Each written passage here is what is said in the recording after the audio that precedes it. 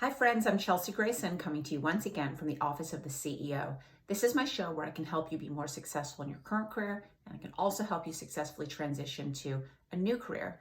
So today we'll be continuing our multi-part discussion on when you transition to a new career, and that new career is a company that you have founded, how do you go about drafting the business plan?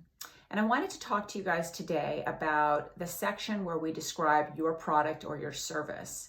So, and this will come usually just after the executive summary. It comes somewhere in the company description section. And this is this really important introduction to the reader of, look, there's a problem in the market.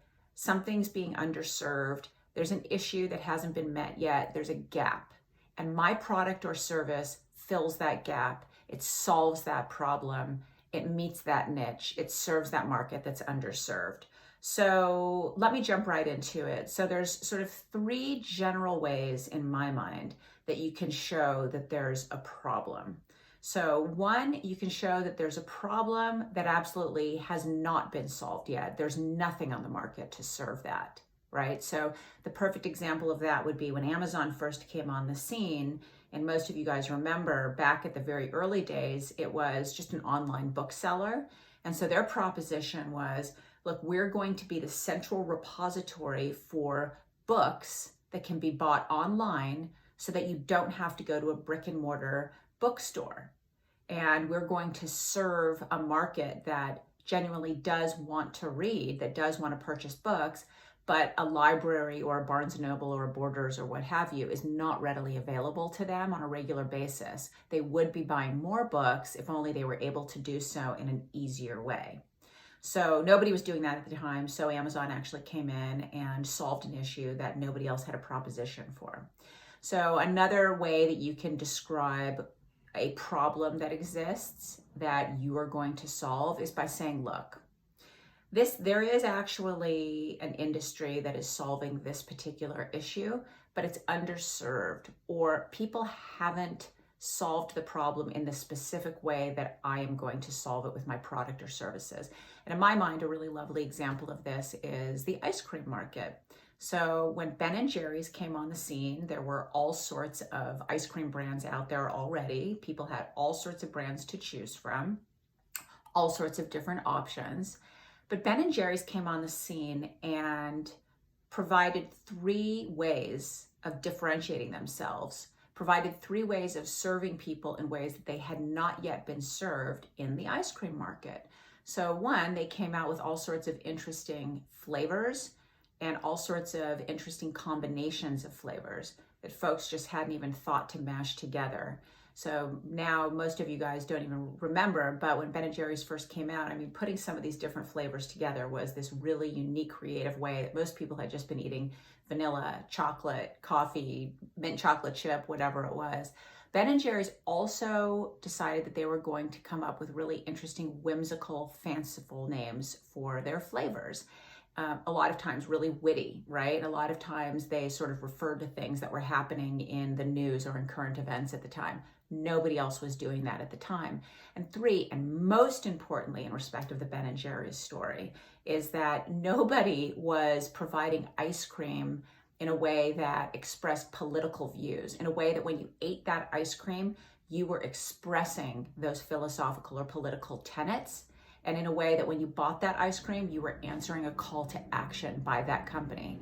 So remember, Ben & Jerry's had a specific way that they were making their ice cream that was green, environmentally safe, it was pro-labor, it was all of those things. They also took very liberal stances politically, and they also talked about how they donated proceeds from purchases of their product back to support those political views that the company stood for. And they were very transparent about the way that they ran their company culture in a way that was very consistent with the political views that they espoused outwardly. So those were all things that hadn't been served in the ice cream market, and who knew those were things that an ice cream consumer wanted or would care about, but they did, and the brand took off really nicely. The third way that you can say, here's a problem and I'm going to solve it, is by saying, look, there's a problem. It's actually being solved, but only in respect of a very small, discrete percentage of the population. So a really good example of this is, look, only the top 1% or the very wealthy people in the United States are being given a solution for this issue. And we want to provide a solution for the masses, a solution that is not as expensive as what's currently happening so that more people can buy it. And we're going to make our money through that volume of purchases. So a good example of that is when Nest came on the scene. So previously, customers, very wealthy customers, were able to hire people to come to their houses and provide customizable solutions in respective automated house solutions, right? How do you use voice control? How do you make sure that your thermostat isn't constantly running the AC or the heat so that your bill is going to run up? How do you control things via remote control? People were doing that in customized ways, but it was really expensive. And of course, when Nest came on the scene, it provided a solution en masse so that most of us now have a Nest thermostat, and we have all sorts of other ways that we can automate the things that happen in our house. So for example, Alexa, right? So these are relatively inexpensive options for something that has always been an issue, but that maybe the top 1% of the population had been able to solve for themselves. So I want to quickly give a pro tip before I move on to the next part of this discussion. As you've seen, I've talked about big brand names, Nest, Amazon, Ben & Jerry's, what have you. Remember that your business plan at base is most successful when you're telling a story, when you're providing color around all of the data and hard facts and numbers that you're presenting to prove your case. And so by providing brand names, other brand names that sort of sit peripherally to your brand in your business plan, it not only helps give a better flavor of your story to the reader, right? It also subliminally sort of associates those big brands with your brand for the reader. So if the reader is saying, oh, wow, okay, Amazon was exactly where this company is, just 20 years ago, they were a seed and they became an oak tree. They're going to subconsciously compare you to that, and the glow of Amazon's growth and current success will rub off on your brand. So pro tip, be sure, and particularly in this section, compare yourself to other brands that started out small and ended up very successful using some of the same tactics or looking at some of the same market gaps that you're looking at. So, once you get done sort of talking about what's the problem and what is a necessary solution, how am I going to solve that, you want to briefly mention for the reader in this section, look, how widespread is this problem? You want to briefly describe the total possible population in big, broad terms that is affected by this problem and that your solution will serve. You don't want to get super granular here because, again, we're going to have a very specific section later on in the business plan that talks about specifically your target audience. So here you want to dream big. You want to give the reader big, big dreams and visions of just how big could this thing get, right? So I can imagine that in Amazon's first business plan, even though they were just initially marketing themselves as an online bookseller, they sort of said, look, everybody reads. Everybody reads, and look at how few Barnes and Nobles or Borders there are out there. Look, there's not a lot of libraries out there, and public resources are dwindling, so there'll be less and less public libraries out there as the years go forward. Lots and lots of people are very underserved. They can't go anywhere to buy a book, but they all want to, and we can serve all of those folks, right? So you can imagine that they presented this huge, huge population where everybody wants to read. Most people can't get to a bookstore, right? It's only probably in their target audience section that they finally narrowed it down to, all right, look, we're focusing on the age range from 18 to 34. These are folks that are comfortable being on the internet.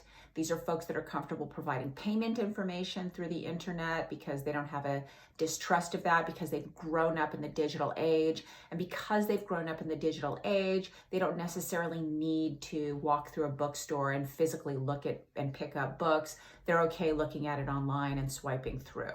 So, but again, they wouldn't have gotten to that until they got to their targeted audience section. In this part, we're just sort of giving out the big dream, the big vision of all the billions of people that have this problem, that need this issue solved for them.